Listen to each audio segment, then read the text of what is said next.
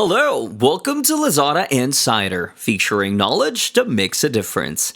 We share trusted insights, forward looking perspectives, and exclusive expert interviews to keep you ahead of the curve. Hi everyone, I'm Chen, your host today. By 2025, Generation Z will account for a quarter of the populations in Asia Pacific, which make them a very important consumer segment. This group of consumers have their own expectations, and that means businesses that can truly understand and meet those expectations will be able to capitalize on this growing segment. Today, we are very delighted to be joined by expert guest Indah from Spire Research and Consulting. She has over 14 years of experience in research and consulting. She managed multi-country projects in Asia across categories.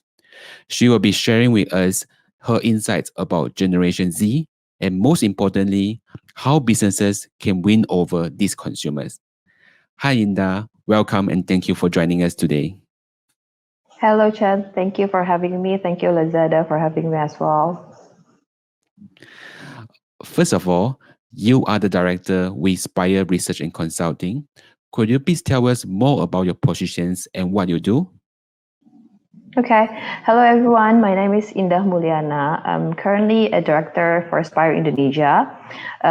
So Spire Indonesia is actually one of the largest Spire office among Spire groups. So I've been working here for about 14 years or so. Currently, my roles are mainly taking care of the overall operationals and the whole resources. All of the key persons in each divisions are reporting to me, except for client services who are doing the business development. They are reporting directly to our COO, Jeffrey Bahar. Though I do support whatever Jeffrey is not available. And related to research and consulting, I do also responsible for doing some QCs for some significant projects, Chen. Sure, thanks for the intro. So to kickstart our today conversations, could you help us to understand more about Generation Z in more details? Sure. So Gen Z is actually a group of people who were born between 1996 until 2012. And then, unlike the Gen Y or millennials who grew up with ongoing internet access development, but still with limited devices at that time, they are doing it mostly through computers. So Gen Z was born at a time when the internet was accessed using smartphones and more sophisticated devices, technology such as tablets. And it has became a regular thing in this world nowadays. They are referred to as digital natives because most of their lives and activities depend on mobile applications and its platforms, like applications that are getting more and more in terms of its varieties. It's no longer about banking. It's also about gaming and other industries and sectors actually. And the technological advances that Gen Zs enjoy from an early age get them used to working fast and efficiently, and which making them good multitaskers. They also has a higher consumption for communication purposes, including for purchasing internet data packages and telephone credits. And in addition, there are several salient characteristics that distinguish Gen Z from other generations. Gen Zs in general have actually similar behaviors across many countries, but what we are going to share today, I think, is if some countries showing higher or stronger character to the set factor of behaviors later on. Now I'm going to shift the focus to the lifestyle. So how do they spend their time normally? As digital natives, Gen Zs like to spend their time on internet or media platforms. So the utilization of the internet for Gen Z is to interact and communicate with the friends, with the colleagues and family, and helping them in work and tasks. And like the initial purpose of the internet is a place to get information, right? So media platforms, especially social media, have become a space for the formation of movement and protest for the Gen Zs. The Philippines Gen Z spent the longest time on the internet in Southeast Asia. So they are the first, with average time about 10 hours a day. And then secondly, followed by Thailand, about 9 hours a day. And then thirdly is Indonesia, um, slightly lower. It's about 8.5 hours a day. And then Malaysia, 8 hours. And then Singapore for 7 hours a day. Lastly, is Vietnam is only about 6.5 hours a day. So those average internet consumptions are the highest among the other generations, including Gen Y actually. And how about their spending patterns? So how do they normally spend their money? Mhm. It's a bit different between countries. So Singapore Gen Zs have more determination when it comes to budgeting. They are more cost savvy than their millennial counterparts. They already thought of saving for their future cost needs. For example, securing education fees, while the millennials tend to not think in a longer term manner. They spend the most for traveling or vacations. And then 85% of Gen Z started saving before the age of 22, where these saving habits also makes them very interested in investing for the future. Unlike Singapore, though, Malaysia and Vietnam Gen Zs like to spend their spare money. I mean, they still like to spend their money for holidays or vacations. They find fulfillment in holidays and eating out together. They look for ways to have positive experiences again to make them relax and keep them away from business. Um, you remember, and then Gen Zs in Thailand, Philippines, and Indonesia, they're quite similar. They spend the most on entertainment and technology products. They like trying out new technologies that give them experiences. And then they will occasionally splurge on technological experiences that help them having fun, such as online gaming. The Indonesian Gen Z, to be specific, even spend a lot of their money for communication purposes, including for buying internet data packages that supports them to be able to get a product or services that could entertain them. So in general, Gen Zs in Southeast Asia still want to make sure they have enough money for essential products such as food, health products, and home supplies. They would invest more in essential products rather than just for fun, entertainment, fashion, or fan loyalty. They also have higher aim for better educations, which is why they invest money for their future aims. So in the majority, they have hopes to at least finish undergraduate degree, or if possible, higher than that. They have higher aim actually. Could you tell us more about why are they so important for the businesses in Southeast Asia? As a digital native generation, the Gen Z will shape future consumption patterns. So even though the shift from conventional to digital has been started by the millennials generations, but the Gen Zers are even pushing the acceleration of this shift more intensely than other generations. The oldest of Gen Z demographic are now about 25, which have started entering the workforce. They are revealing in the independence and empowerment that come with spending their own money instead of using their parents. So since 2020, Gen Z were already projected to have the buying power, which will be accounting for about 40% of the existing customers. So they are widely thought as the most potential consumer forces in existence, actually. Cool. So when it comes to brands, how do Generation Z interact with brands? How do they perceive brands? Is it driven by some value or product features, popularity, or something else? Mm. So in general, Gen Z in Asia prefer brands that show their personality and uniqueness.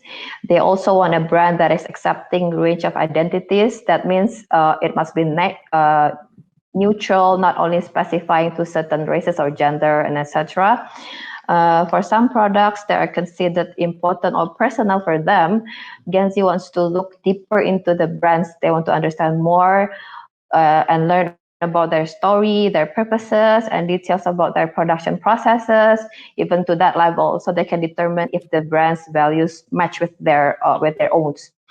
when we are comparing between countries in Southeast Asia, to be specific, so Gen Zs in Singapore, Thailand, Indonesia, aside from having value of or benefits for themselves when buying the products or services, they are also focusing if the brands bring value to others as well.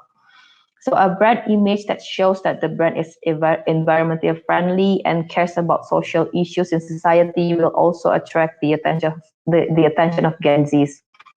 And but price, however, is also an important thing to consider in buying products, which is mostly happen to Malaysian and Singapore Gen Zs.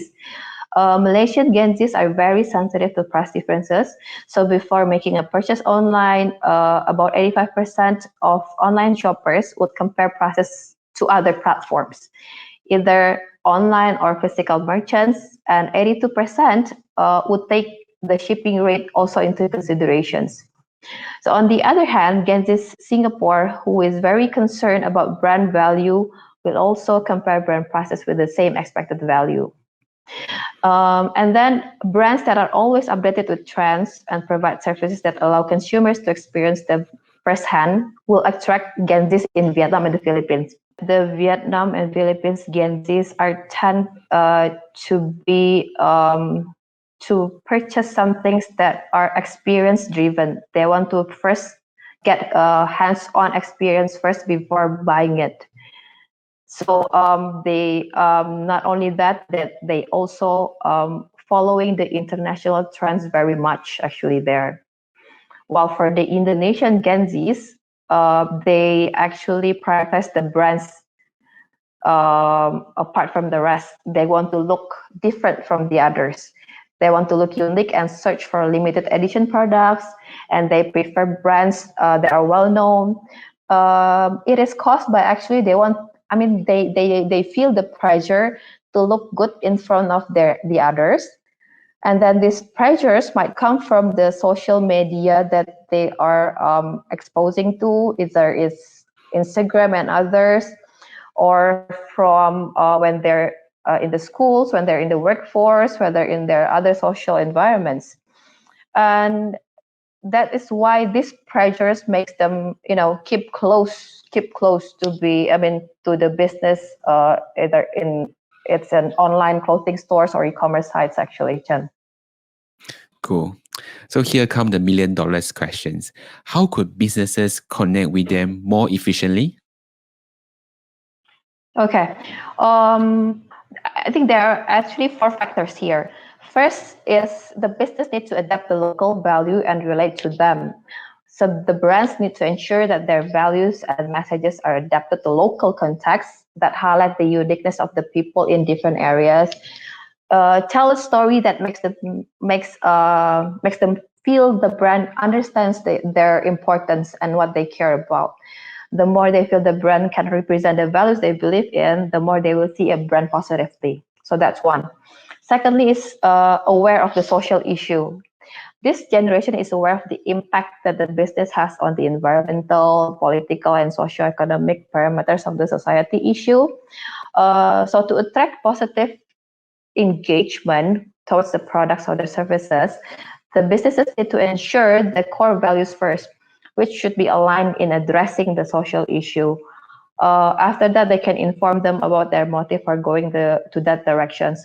So what I'm going to elaborate first on the social issue. It's about, yes, sustainability.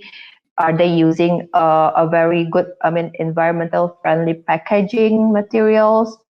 Are they actually care about giving to other society? So that would be the concern for them.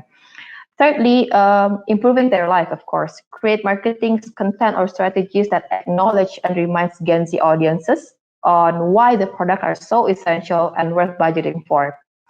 Also, creating messaging that notes why the product is more effective or a better bargain than all other versions of it out there.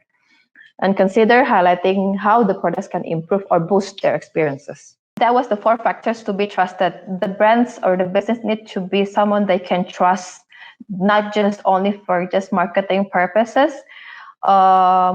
Because the Gen Zs, they use their smartphones easily. It's just less than a meter away, they can find out about the brands, so they will know if the brand is actually, or if the Gensis are actually being lied, or it's just a marketing strategist that it's not actually true what they're saying. So they will know when they're being lied or when it is just another way to trick the consumers to spend their money for. Sure. So let's look into the future, let's say 5 years. How much do you think the trends, the characteristics you mentioned just now will stick in the next 5 years? Mm-hmm. Okay. So Gensis is like something that will offer them positive life experience. They also like to spend their time person to person with their friends. Due to the COVID-19 pandemic, Gen Z has witnessed the ups and downs of the economic situation and the worsening health situation. They then develop critical thinking and become anxious about the life of the future. So, in the future, because of these conditions and situations, they will most likely shift from spend on something that will offer them experiences with friends on holiday or vacations to become spending more on savings. This habit comes from their feelings of the uncertain futures that they've experienced. Because this COVID-19 pandemic situation has not only affected their buying behavior, but also their concern and consciousness for environmental, social, and health issues. So to summarize it, most of the characters and behaviors I said earlier is believed to remain similar. The early time of pandemic might slow them down in purchasing frequencies, but it has been back increasing since end of last year. The trust is already there to move on with their lives, but just with new values and habits related with social and health concerns. For example, Indonesians are very much affected. Gen Z now is seldom going physical retails now because the infrastructure and the media for online purchasing is very strong in Indonesia. But in other countries, it might not it might not the same. So it might not happen as aggressive as Indonesia does. So many of them might still stick with physical purchase experiences as well. Sure. And that brings us to the end of today's episode. Thanks again for your time, Indah. Thank you, Chen, for having me. Thank you so much. This is Lazada Insider. We hope you enjoyed this episode. Make sure you click follow and subscribe so you don't miss our latest insights and expert interviews. Thanks again for joining us. Until next time, take care.